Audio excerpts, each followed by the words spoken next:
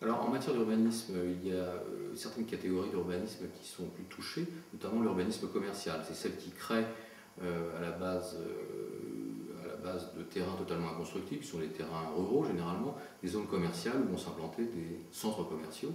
C'est-à-dire que la France a la plus grande concentration de centres commerciaux en Europe, pour la belle et bonne raison que vous pouviez transformer un champ en zone commerciale, c'est-à-dire multiplier par 5000 le prix et la valeur de ce foncier.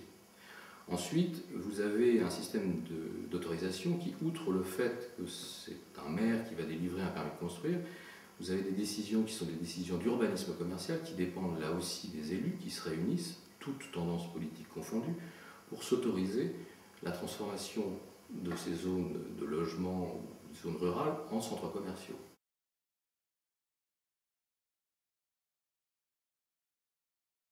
Ça se pratique par ce qu'on appelle les faux contentieux. Ces faux contentieux sont bien sûr liés au permis de construire.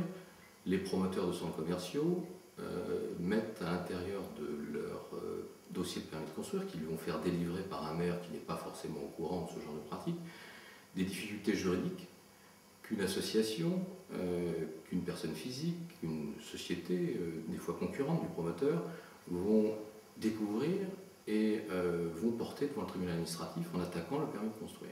Le promoteur de centres commerciaux va devoir transiger avec la personne qui a attaqué ce permis de construire. Sur la base d'une transaction qui n'est pas soumise à une imposition, un protocole transactionnel va être signé entre les parties et des sommes importantes vont pouvoir être reversées par le promoteur à la personne qui a attaqué l'autorisation de construire, qui est généralement un comparse. Et c'est à partir de ce moment-là que ce comparse pourra reverser à l'élu ou aux élus qui auraient délivré cette autorisation de construire de complaisance les sommes qui sont considérées comme des pots de vin.